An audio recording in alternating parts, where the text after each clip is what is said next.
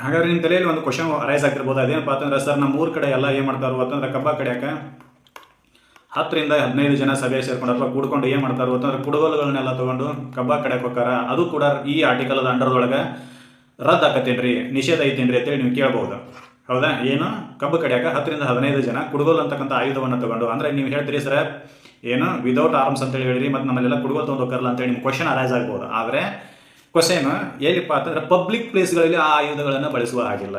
Public ಪ್ಲೇಸ್ಗಳಲ್ಲಿ ಯಾಕಂತಂದ್ರೆ ಸರ್ಕಾರದ ವಿರುದ್ಧ ನೀವು ಪ್ರತಿಭಟನೆ ಮಾಡೋದು ಏನಪ್ಪ ಅಂತಂದ್ರೆ ಸಾರ್ವಜನಿಕ ಸ್ಥಳಗಳಲ್ಲಿ. ಈ ಸಾರ್ವಜನಿಕ ಸ್ಥಳಗಳಲ್ಲಿ ಏನು ಮಾಡುವಂಗಿಲ್ಲ ಅಂತಂದ್ರೆ ಕುಡುಗೋಲು ಮತ್ತಿತರ ಆಯುಧಗಳನ್ನು ಬಳಸ್ಕೊಳಂಗಿಲ್ಲ.